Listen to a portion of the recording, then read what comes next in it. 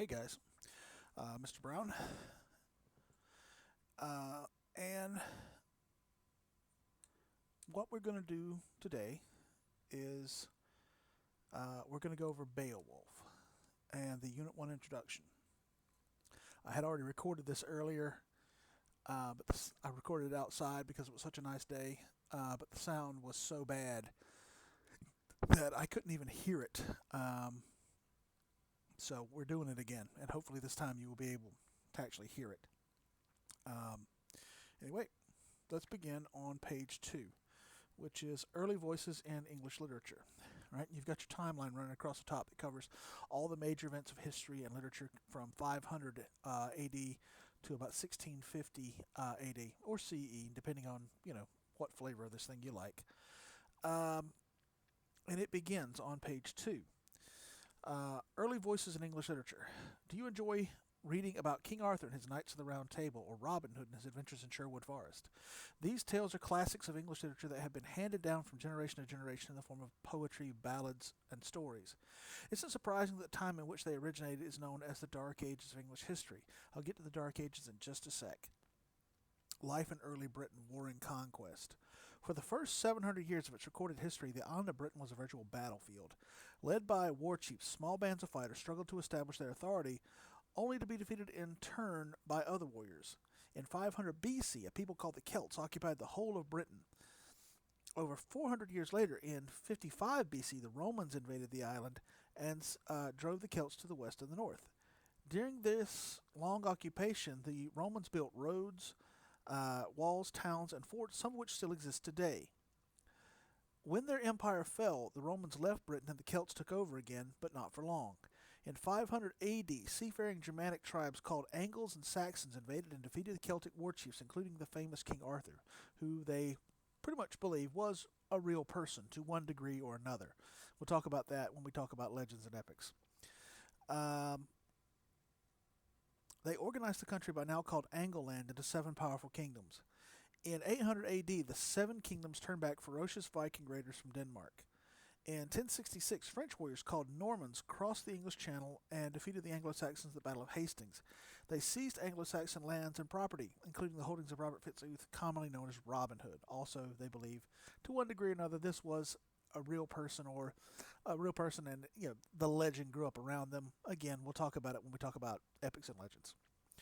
The Norman invasion united England under one king and led to the establishment of Parliament and Democratic Assembly. Okay, so England is an old country, all right? Its history goes back roughly 1,500, 2,000 years.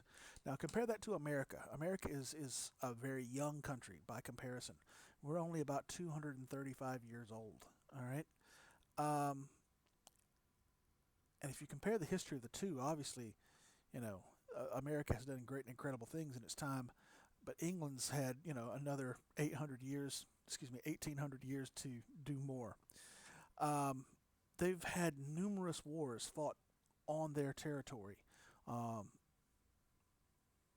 by multiple invaders and had multiple civil wars. We, by contrast, have only had one civil war, and hopefully that will be the only one. And we've only had 4 wars actually physically fought on our soil. If you count the French and Indian War, the 7 Years' War, some people call it, the Revolution, the War of 1812, and of course the Civil War. All right. If you look at literature, if you look at history, it's usually shaped by conflict, and this is no exception. England's history is a history of conflict. Now, we talked about the Dark Ages, mentioned the Dark Ages. This is a result, this period of time, at least in England, and pretty much throughout most of Europe, but especially in England, because that's what we're going to focus on, is a result of the Roman Empire's collapse and the Anglo-Saxon invasion. Now, at its height, around 55 BC, the Roman Republic, which gives way to the Roman Empire. Between 55 BC and 85 AD, 35 AD, you see Rome at the height of its power.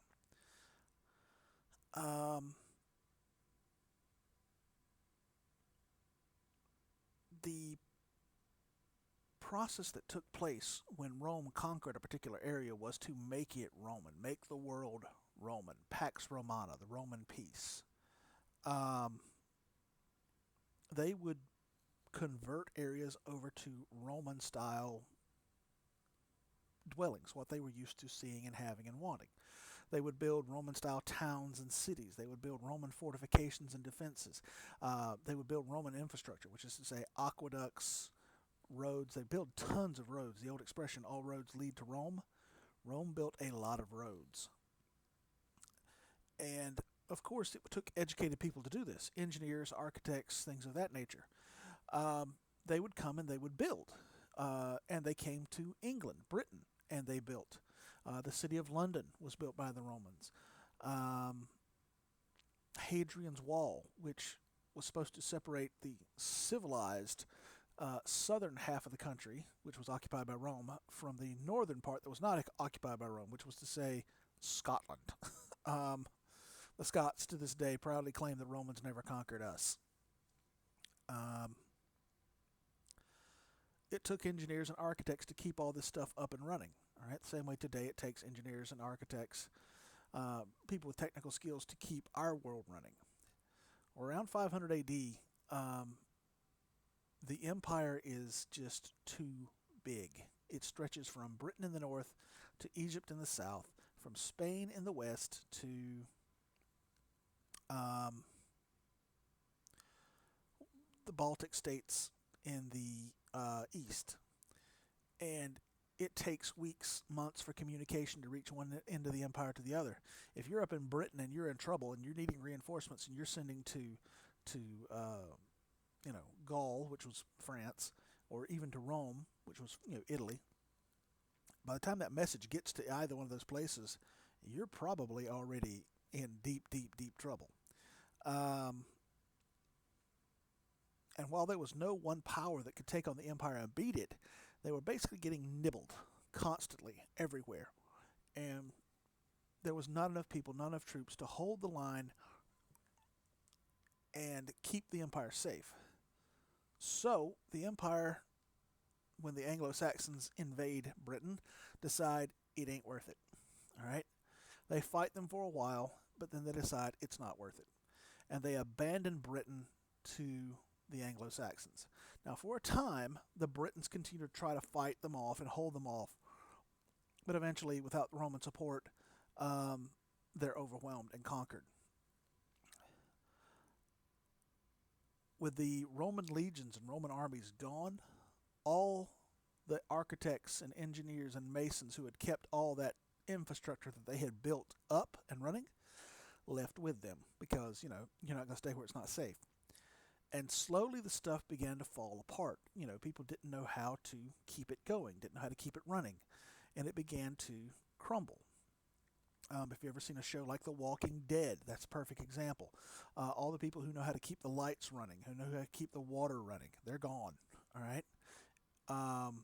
A good example I always use: pretty much any one of us could change a light bulb, but could any of us craft a light bulb? Who could make a light bulb? And if you don't know how to make the light bulb, you ain't gonna have no lights. All right. So when we talk about the Dark Ages, we're literally talking about the light of knowledge leaving that part of the world. So that's what that is. All right. Let's continue. Early literature, poetry. Do you like to listen to people tell stories? The ancient Britons did. The Celts had a special class of bards who composed and recited verses about the tribe. The poems were not written down, so the bards became living libraries of knowledge. Bards were trained by Druids, Celtic priests who worship nature. One of their shrines, Stonehenge, can still be seen in England. The Anglo-Saxons liked poetry too. They composed and sang narrative verses or poems called epics. Epics told about the gallant deeds of their folk heroes. The greatest of all Anglo-Saxon epics was Beowulf. All right. So, in both cases, the Britons and even the Anglo-Saxons, they have a special class of these poets who are responsible for literally being living libraries. Every song, every myth, every poem, every story that was important to your people, the bards were supposed to know them by heart.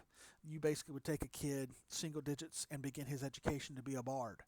And by the time he was, done, late teens, early 20s, he'd know everything in this book by heart. That would be his function, to know every single song, every single story, every single poem that mattered to your people. Um, and the Anglo-Saxons had this sort of person too. They called them skalds. Um, the Romans went out of their way to obliterate the bards, because again, make the world roam. And then what they didn't finish off, the Anglo-Saxons did. I don't think it was deliberate on the part of the Anglo-Saxons. It was just kind of something that happened. We don't really know that much about the native British culture, because between the Anglo-Saxons and the Romans, it was just wiped away. All right. Knights, princesses, and commoners. English literature changed after the Norman invasion. Do you prefer tales of adventure or love stories? The Normans combine both in their romances, which tell of the adventures of knights as they try to earn their lady's love. The stories celebrate chivalry, the knight's code of moral conduct. These bold warriors were respectful and courteous at all times. No, they weren't. No more than every person who puts a badge on their uniform is automatically a good person. Every single knight was not a good person. People are people. Some of them are decent, some of them are not. The job doesn't necessarily, change that. However, knights and princesses were not the only subjects for literature. In ballads and stories like the Canterbury Tales, writers began to explore the everyday lives of common people. One land, one language. The selections you will read in this unit are translations as they had been written in a foreign language. That is because before the 15th century, the English language was a confusing mixture of words and dialects. Anglo-Saxons spoke Old English, a Germanic language. The Norman nobility spoke and wrote in Norman French. But the common people of each region of Norman England had a different way of representing the words of the language now known as Middle English. Old English, the language of the Anglo-Saxons, sounds a heck of a lot like German and nothing like English. Wheat we gardina in gilda guman piedseninga peran gefrunan hupe apolingus ellen frameden. 2 words of that have come down over the past 1,500 years into something close to English. All right, and Middle English, you'll catch about 1 word in 4 that you kind of sort of recognize. It sounds like somebody with a really terrible thick accent trying to speak English. All right. It was not until 1477, when the printing press was introduced in England, that rules for spelling and pronunciation became standardized, leading to the development of modern English. All right, so we've had 3 forms of English over the years: Old, Middle, and Modern. Modern English establishes itself by the time of Queen Elizabeth, Shakespeare. I could drop you back in Elizabethan England, and they would understand you, and you would understand them. The accents would be a little weird. Some of the words would not be the same, but comprehension would be pretty easy, actually. All right. They say that English is one of the hardest languages to learn if it's not your native language, because it is such a mongrel language. It's just all matted and squashed up, from multiple different languages. You got the Celtic language, which sounds a lot like modern Welsh. You've got Latin from the Romans. You got German from the Anglo-Saxons. You got French from the Normans, and it's all just squished in there together.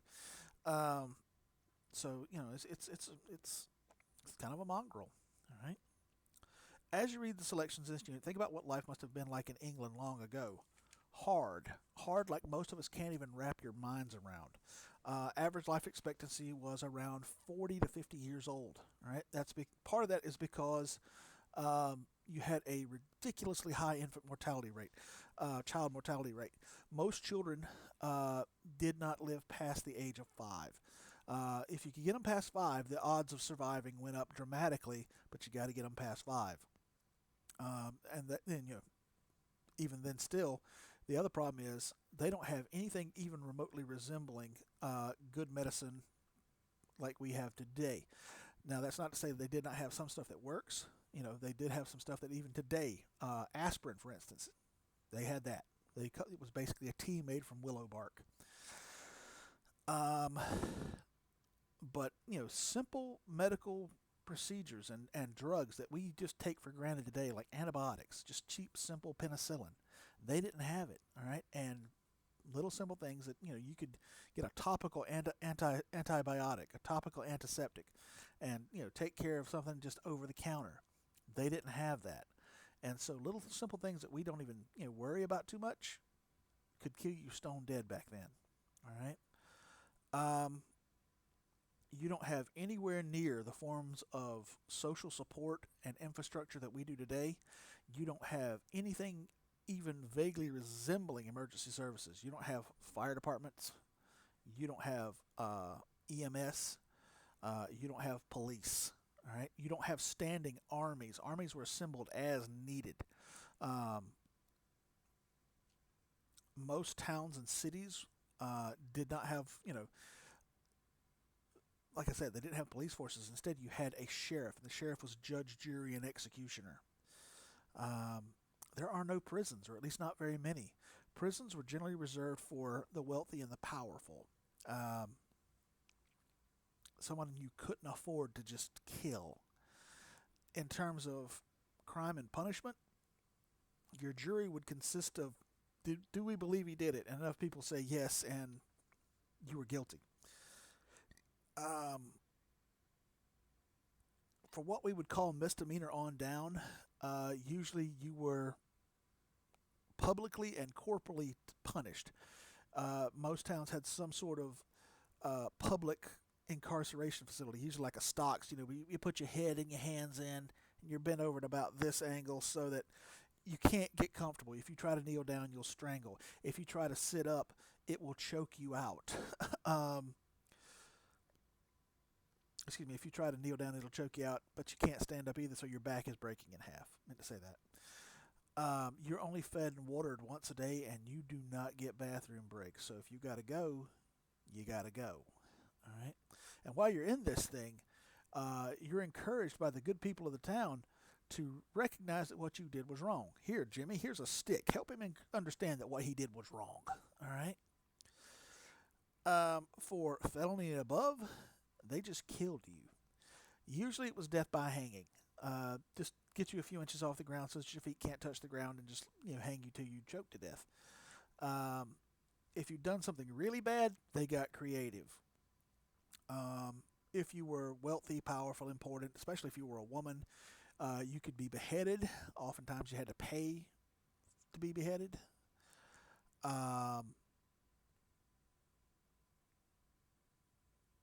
Death by torture was something that was done publicly to help people understand that what this person did was wrong. Do not emulate this behavior.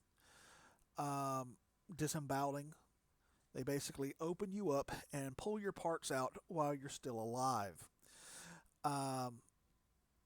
Burning at the stake was done for religious crimes. They would basically tie you to a pole and set up a fire so that it would burn slowly, not catch fire quick and burn you to death quick. You'd basically get smoked before you actually burned to death.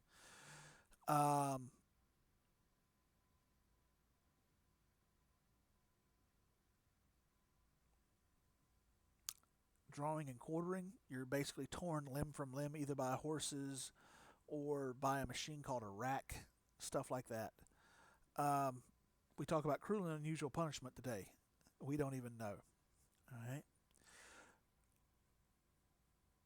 We rely on grocery stores and food banks and such things as this for our food supply.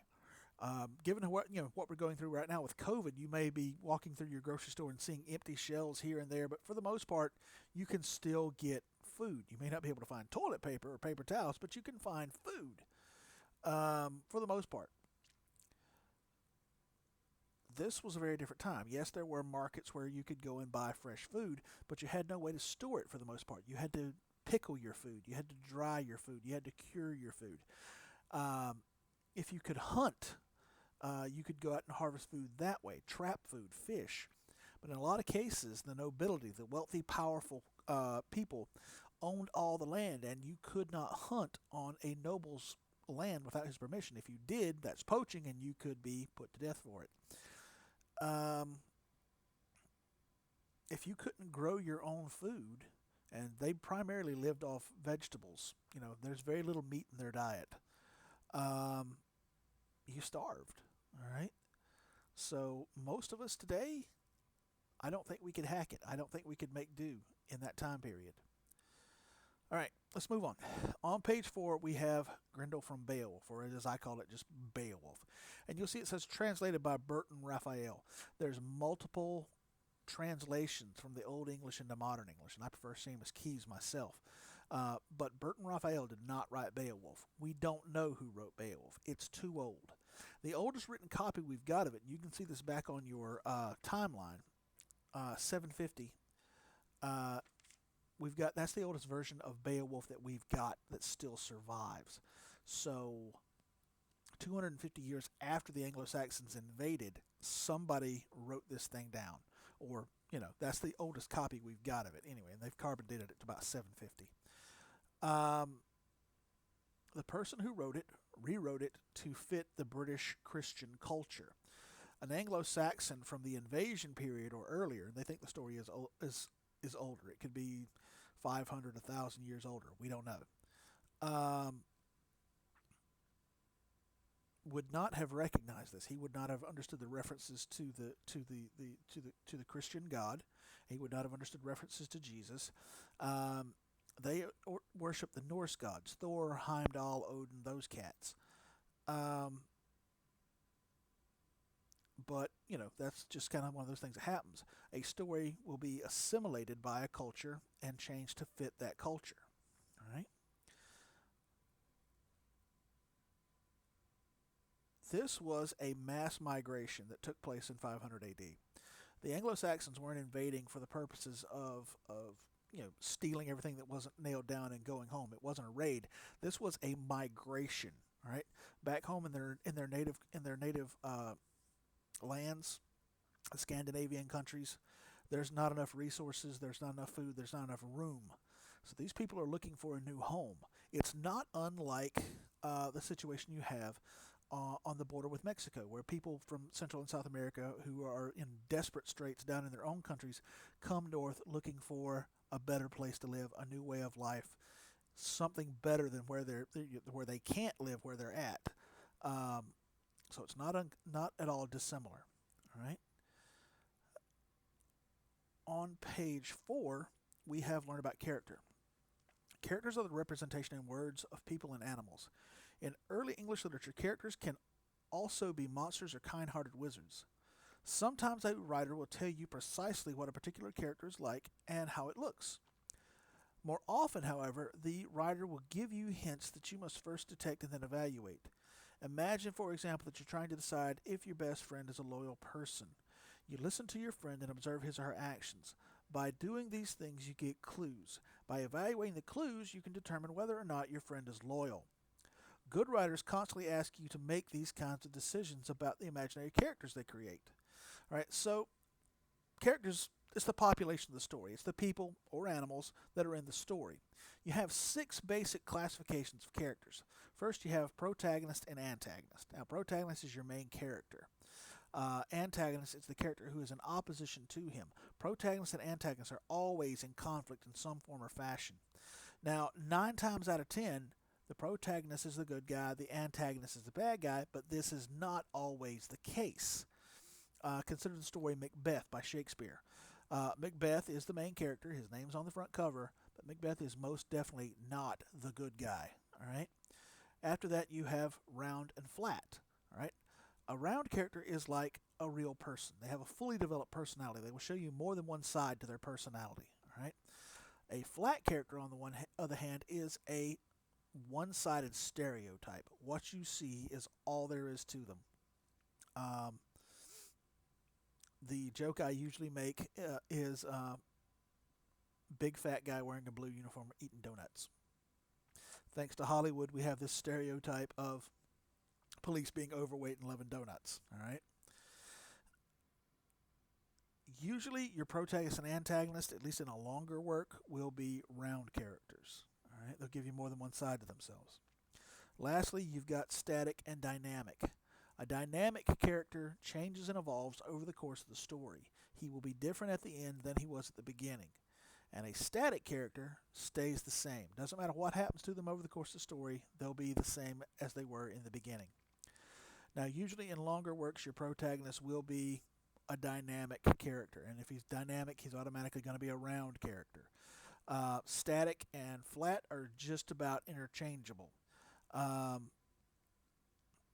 and these often work in combination. Right? As you read Grendel, ask yourself, what kind of creature is Grendel? What actions, thoughts, or events help you determine his character? All right? Take a brief pause to stretch my back because it hurts, and I will get with you in just a sec. Okay, we're back. All right, we need to talk about a couple of things before we start the story.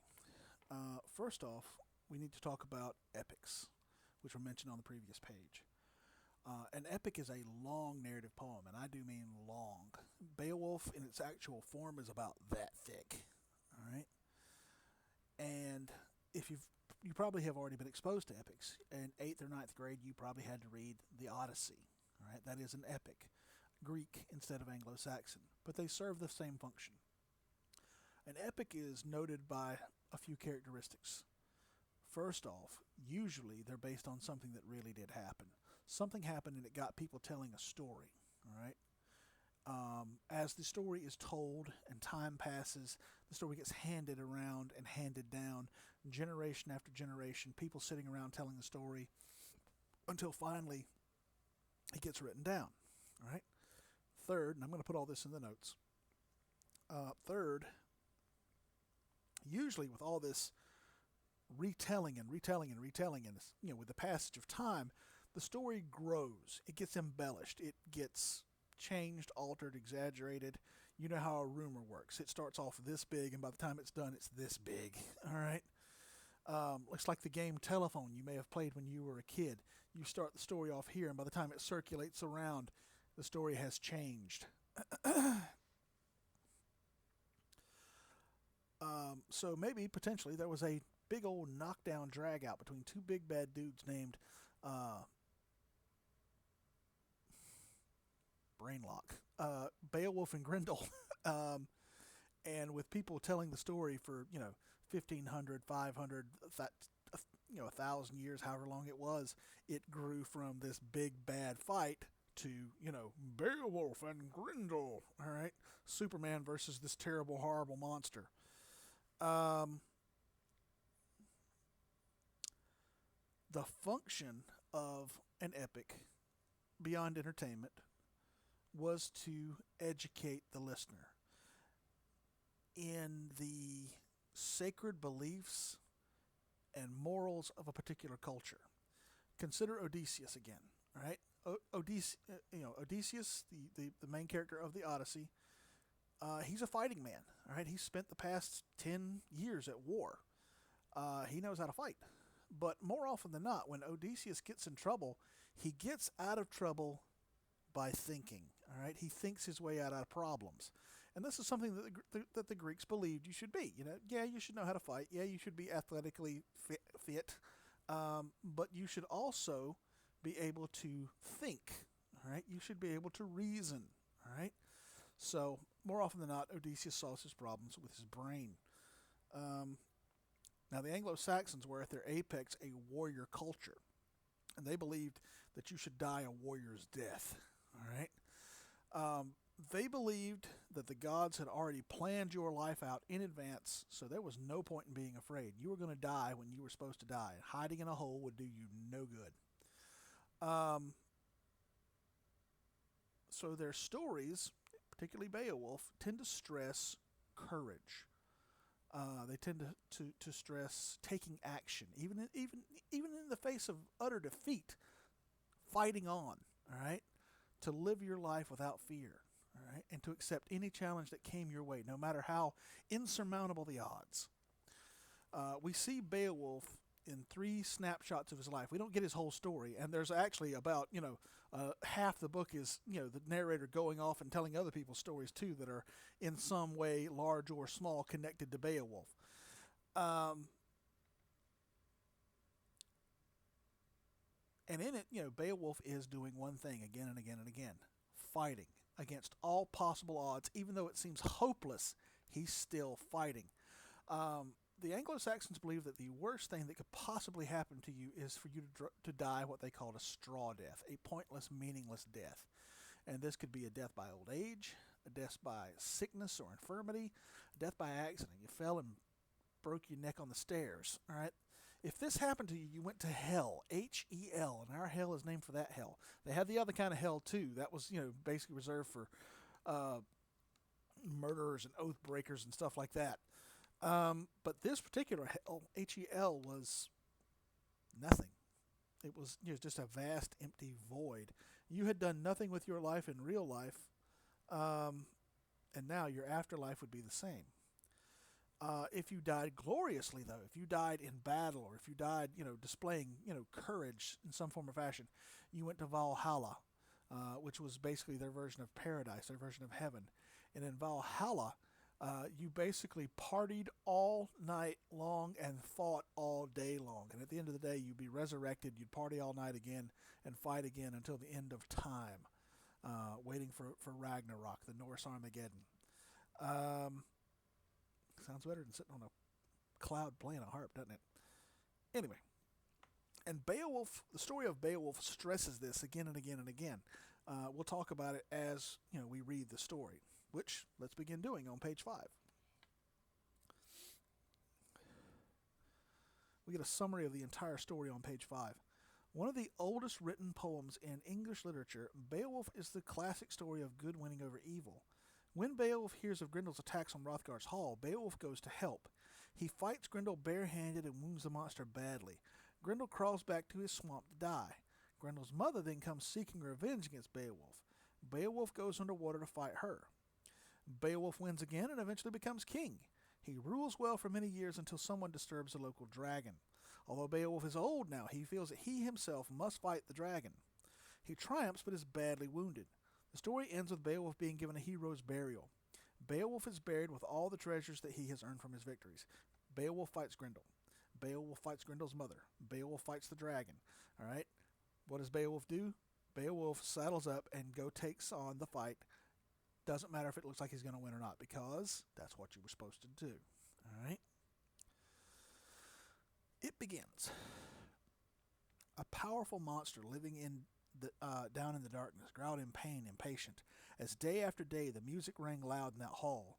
The harp's rejoicing call and the poet's clear songs sung of the ancient beginnings of us all, recalling the Almighty, making the earth, shaping these beautiful plains marked off by oceans, then proudly setting the sun and moon to glow across the land and light it.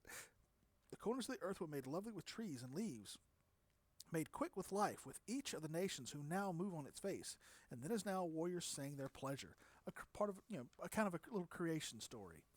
All right. So Hrothgar and his men lived happy in his hall till the monster stirred. That demon, that fiend, Grendel, who haunted the moors, the wild marshes, and made his home in a hell not hell but earth. He was spawned in that slime, conceived by a pair of those monsters born of Cain. Murderous creatures banished by God, punished forever for the crime of Abel's death. The Almighty drove those demons out, and their exile was bitter. Shut away from men, they split into 1,000 forms of evil. Spirits and fiends, goblins, monsters, giants, a brood forever opposing the Lord's will and again defeated. All right, so we meet the Danes and their king, Hrothgar. The Danes are an Anglo-Saxon tribe. They live in what would be modern-day Denmark. And for the most part, they're just minding their own business. They do what they do in the course of their lives. They work, they trade, they fight, and when it's time to celebrate, they come together in the king's great hall, kind of like a castle, Herod. Hrothgar was, in his day, a mighty warrior, slayer of monsters and men. And a king was expected to share out his bounty, his treasure, with his fighters, his warriors, as a sort of, reward for fighting for him and doing battle with him.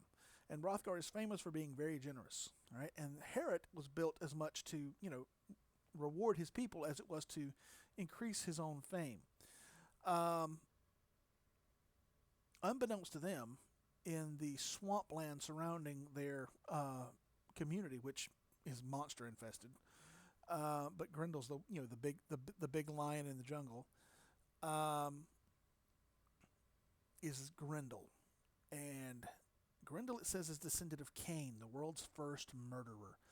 Um, Cain, who murdered his brother Abel in a fit of jealousy. Now, whether we're talking about Christianity, Judaism, Islam, any of the Abrahamic religions, they all pretty much say that God did not kill Cain for the crime of Abel's death, but put a curse upon him, a mark upon him, the mark of Cain. And that this says, every evil thing in the world is descended from Cain. Every monster, malignant spirit, anything you can think of, it all came from Cain's curse. And Grendel, to this day, still carries that curse. And all these things are still at war with God, and they're still going to lose. All right? Now, Grendel is wrong. Grendel is completely alien to this world. He should not be a part of it, but here he is. All right? And he is so completely malignant in his nature that when the Danes gather together and they're happy and they're celebrating, it hurts. It causes him physical pain when the Danes are happy. All right? And one night they have a really good party, even by the standards of a people who, lived wide open. This was a good party. All right? And so Grendel decides there ain't going to be no more parties. We're done with this. All right? So, when darkness had dropped, Grendel went up to Herod, wondering what the warriors would do in that hall when their drinking was done.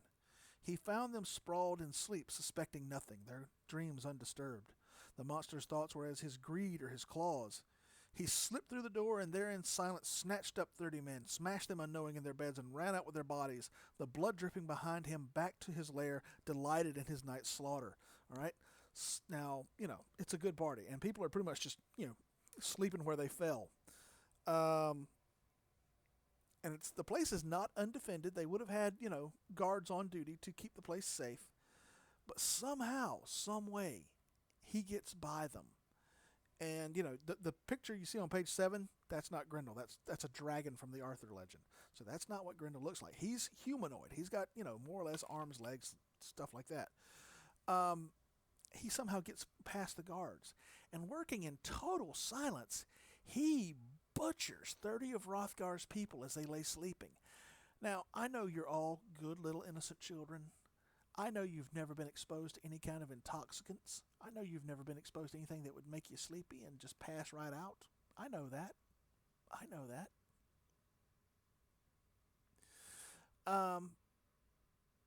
But I don't care what you're on. If the big, giant, hairy, scary monster just literally starts tearing people apart with teeth and claws right next to you, I think you would wake up. Somebody would wake up, people start screaming, and the whole place would just go boom real quick. But somehow, in the time it takes him to kill these 30 people, and he's being sloppy and nasty and messy about it, nobody wakes up. Nobody hears a sound.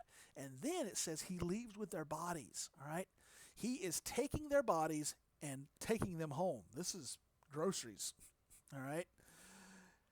And he's not so big that he's got 15 people on each arm. If he was that big, he couldn't have got in the building. So he's making trips back and forth with, 3, 4 on each arm.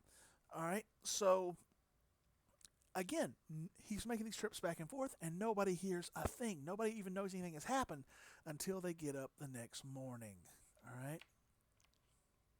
At daybreak, with the sun's first light, they saw how well he had worked, and in that gray morning broke their long feast with tears and laments for the dead.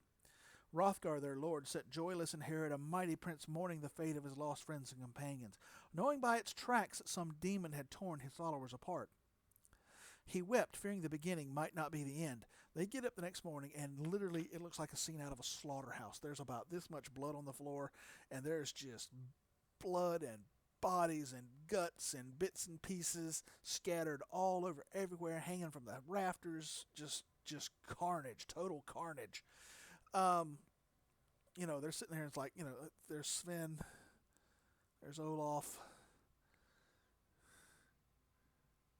there's Ragnar, and I think all that over there, I think that was Ectho. Now, if all this, just butchery, plus the fact that it happened in total silence and no one heard a thing, was not enough to convince them nothing human got in here last night. As they're searching around Harrod, they find in the snow these great big giant size 44 tracks that end in something that looks like this. And they know nothing human got in here last night. And Hrothgar, it says, weeps for his people. He cares about his people. He loves his people. But he doesn't organize a defense. He doesn't organize search parties. He doesn't, take action to try to protect his people or get revenge for the dead. He weeps, right? Remember what we talked about, this story was intended to teach lessons about how they expected people to react and how they expected them to live their lives. Hrothgar is basically being held up as the worst example of a leader you could possibly want.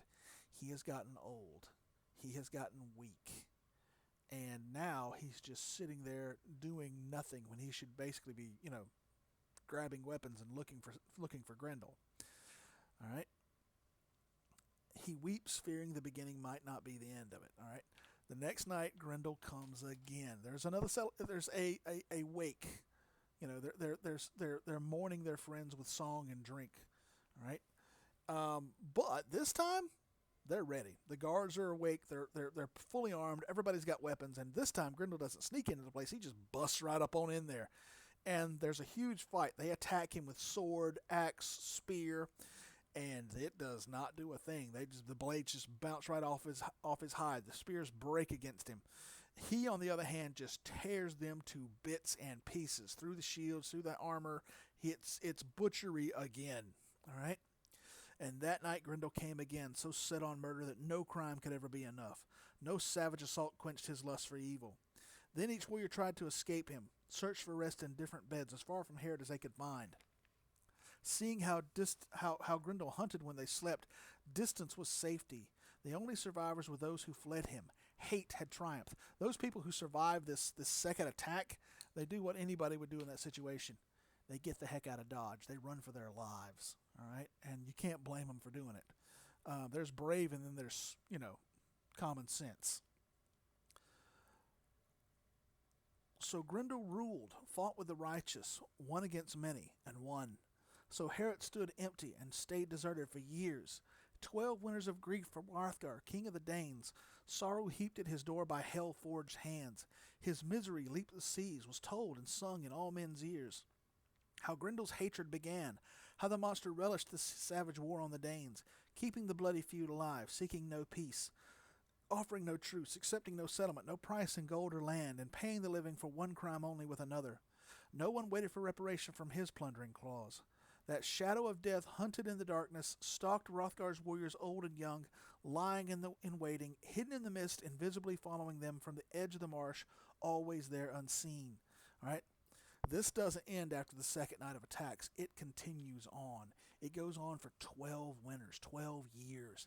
Every night for 12 years, all right? Grendel comes and hunts, and he kills anyone he can find. All right? I want you to think back. Think back to that moment, the scaredest you've ever been in your entire life. All right? Remember that feeling, that nasty rock in the pit of your stomach. I'm going to puke scared. That every night for 12 years. What would you do? You'd probably get the heck out. You'd leave. And that's what some of Hrothgar's people do. It says his misery leaped the seas. Some people get in their boats, their ships, and they leave the country. They put water between them and Grendel. And they carry the story of Hrothgar's misery, his misery, and the suffering of his people to other countries. All right, his misery leaped the seas. All right, Hrothgar's story was carried across the sea to other countries. Now, in the meantime, those people who are left behind, who can't or won't leave for whatever reason, they still have to try to deal with Grendel, and they try to buy him off. It says that he kept the bloody feud alive, seeking no peace, offering no truce, accepting no settlement, no price in gold or land, and paying for living for one crime only with another. They try to buy him off. They try to bribe him. But he rejects every single offer they make him because he's getting what he wants out of this. Dead, scared Danes. This has become a hobby for him.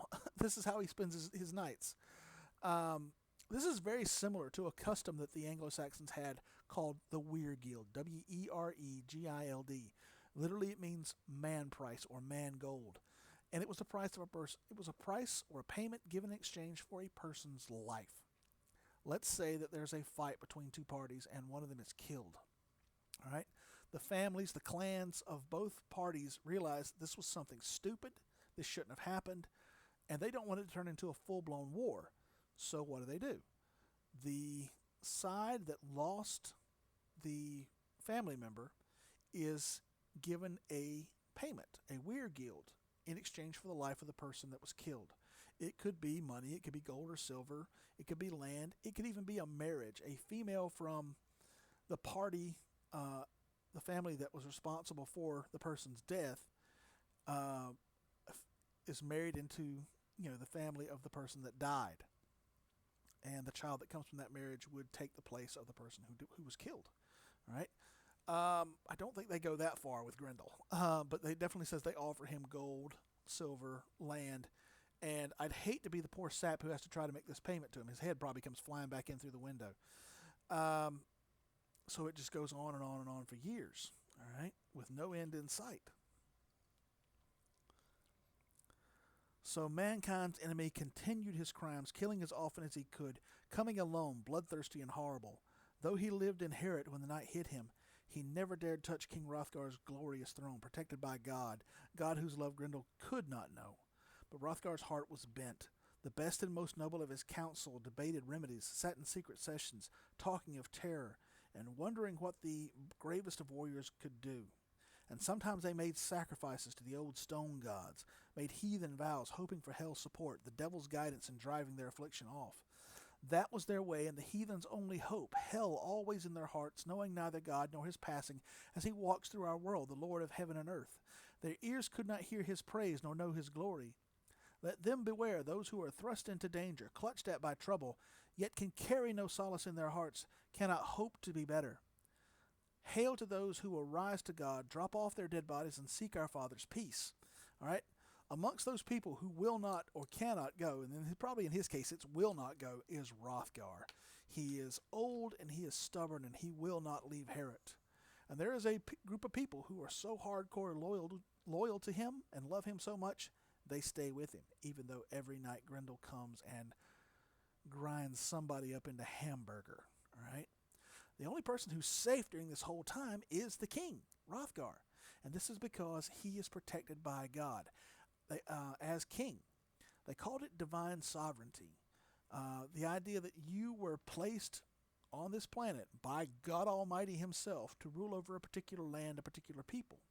All right, and as such, you were blessed and protected by God. All right, this is why sometimes you'd have an absolutely horrible king and nobody would do anything about him, because it would be a sin to take action against the king, to harm the king. So Hrothgar's safe, but everybody else is in mortal danger. And despite the fact that they love him, despite the fact they voluntarily stayed with him, slowly but steadily, they start to resent him and start to turn against him. They start plotting and scheming behind his back, trying to figure out, what can we do to get rid of Grendel. And it says they turn to the old stone gods, the old Norse gods, Thor, Balder, Odin, those guys. And whoever wrote this story did not make a distinction between paganism and Satanism. Paganism is the worship of foreign gods. Satanism is, of course, the worship of Satan, the devil. Whoever this person was who wrote this basically said, in making these sacrifices to the old Norse gods, these people were actually sacrificing their souls to the devil. And better they should simply have died than to have done that. All right? Because not only now are they damned, they're going to die anyway. All right? What you're going to find is a lot of these stories, particularly in the Section 1 and Section 2, Unit 1, Unit 2, you're going to find that a lot of these stories have a very heavy religious overtone. And that's because probably, more than likely, they were written by somebody either directly connected with the church or somebody who had been educated by the church. So there's going to be a very heavy religious overtone to a lot of these stories.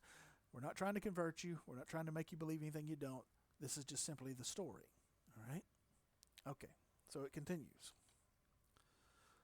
So the living sorrow of Helfdane's son simmered bitter and fresh, and no wisdom or strength could break it. That agony hung on king and people alike, harsh and unending, violent and cruel and evil. All right. Helfdane's son. All right, that's Hrothgar. Oftentimes you would be referred to by whoever your father was. Think about names like Thompson and Donaldson and Williamson. All right. I, for instance, would be Clay Earl's son. All right. But in any event, it just goes on and on and on. Hrothgar's suffering and the suffering of his people just continues unending, and it doesn't seem like they have any hope left at all until, all right. In his far-off home, Beowulf, Beowulf, Higlac's follower and strongest of the Geats, greater and stronger than anyone anywhere in this world, heard how Grendel filled knights with horror and quickly commanded a boat fitted out, proclaiming that he'd go to that famous king, would sail across the sea to Hrothgar, now when help was needed. None of the wise ones regretted his going, much as he was loved by the Geats. The omens were good, and they urged the adventure on. So Beowulf chose the mightiest men he could find, the bravest and best of the Geats, 14 in all, and led them down to their boat. He knew the sea would point the prow straight to the distant Danish shore. Some of these refugees, some of these people fleeing the land of the Danes, eventually make their way to the land of the Geats, another Anglo-Saxon tribe. And they're not all 100% on good relations with the Danes. Sometimes they trade, sometimes they fight. All right? And they're brought before Beowulf and his uncle Higelac, king of the Geats, excuse me. And when they hear the story, Beowulf decides he is going to go and kill Grendel. Doesn't matter that no one's been able to even slow him down for 12 years. Beowulf is going to go do it. All right. Now, as to his motivation, sorry about this, back is not great. It depends on your point of view. In this version of the story, he's doing it because it's the right thing to do. All right. These people are desperate. They need help. Someone has to help them no matter the risk. This is a firefighter, rushing into a burning building to save somebody. This is a serviceman or a police officer putting themselves in harm's way for somebody else. All right. He's going to help them because it's the right thing to do. Now, from the original Anglo-Saxon perspective, it's probably about fortune and glory. All right. He wants to go get his name up in lights. If I can slay this beast, which has tormented the Danes for 12 years, which has slain everyone who's tried to fight it, if I can do this, they'll sing my name for 1,000 years. All right? And if he gets killed, well, he died gloriously in battle, and he's a shoo-in to get into Valhalla. This is a win-win. This is a win-win from the Anglo-Saxon perspective.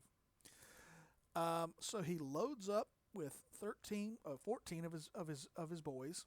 Some translations say 13, and they consult oracles, fortune tellers, and the fortune tellers give them a good prediction for their adventure.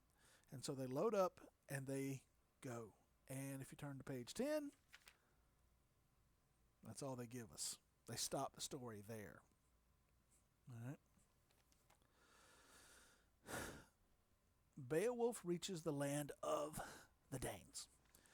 And he and Hrothgar know of each other. Years ago, Beowulf's father, Ecgtheow, had killed someone, and he had fled to the land of the Danes. And Hrothgar had taken him in and paid the Weird for him, and they became friends. So they at least know each other by reputation. They might actually really know each other. I think Beowulf may have met him when he was a boy. I can't remember. So,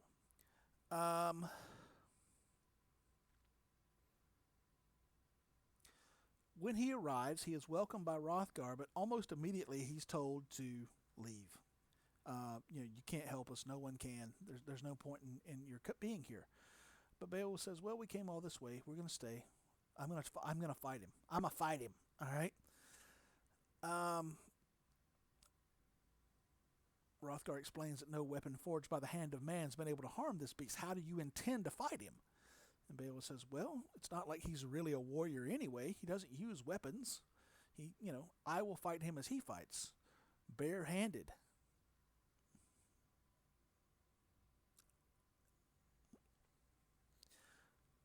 All right, let me try to explain this to you again because apparently you're not understanding me. You can't kill this thing. All right, that shield, that armor, that won't protect you. He'll rip that right apart. Okay, all right. Takes the shield off.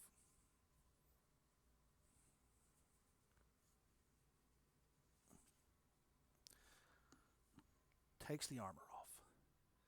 What are you doing? Well, you just said it's not going to do me any good, and he doesn't wear armor. I'll just fight him just like this.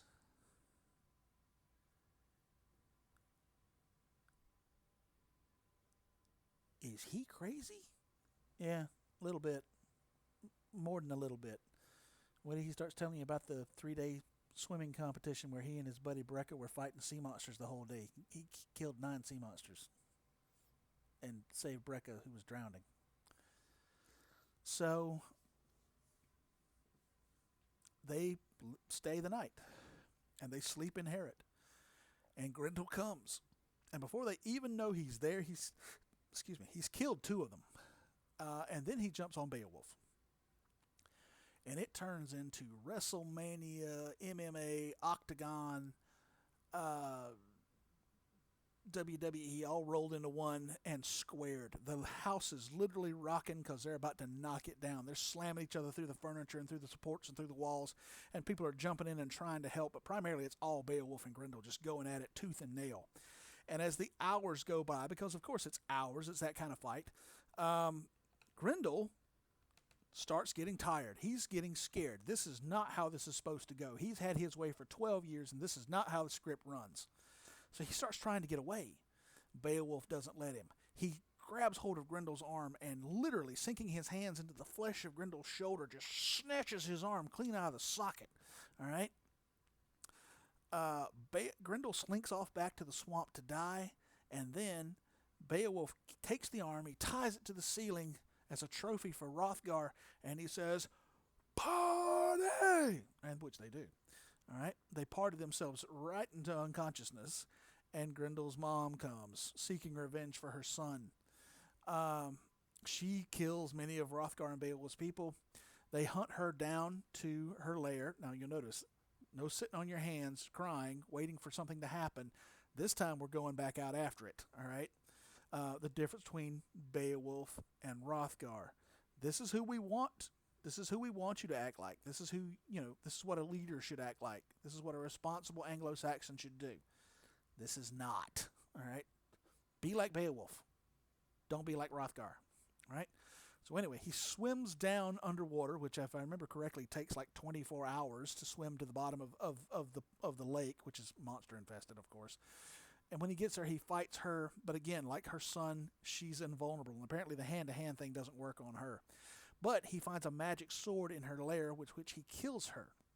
He chops off Grendel's head as evidence to Hrothgar that the monsters are dead. And then basically Hrothgar showers him with gold. And he goes back home to the land of the Geats. He becomes king. 50 years go by. He's a kind and wonderful ruler. The Geats all love him until somebody ticks off the local dragon. Somebody steals from the dragon's hoard, and the dragon goes berserk and just starts burning everything down to the ground. If this sounds familiar to you, if it sounds like The Hobbit, that's because Tolkien borrowed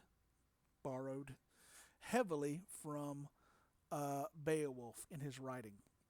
All right. Anyway, so even though he's old, even though he's an old man, Beowulf still saddles up to go take care of business because he's king. The buck stops with him. Again, not like Hrothgar. So he asks his thanes, his warriors, who will go with me? And everybody just takes a step back, all right, except for this kid named Wiglaf. And Wiglaf says, "I will go with you," all right? And so he and Wiglaf saddle up to go fight the dragon. And it's a titanic battle. Beowulf is burned and bitten and clawed and poisoned. But finally, he and Wiglaf manage to kill the dragon. And Beowulf, as he's dying, Wiglaf, shows him, the treasure that's going to be shared out amongst all of Beowulf's people. And he says, "You are the only one who had the courage to fight. You are the only one who deserves to be king." And he gives Wiglaf his crown, and Wiglaf becomes the king. Again, if you sit around and do nothing, nothing happens. All right, nothing good happens. If you are proactive, if you fight and try, good things happen. All right, the story is stressing the sort of behavior that the Anglo-Saxons expected you to do and expected you to engage in. All right.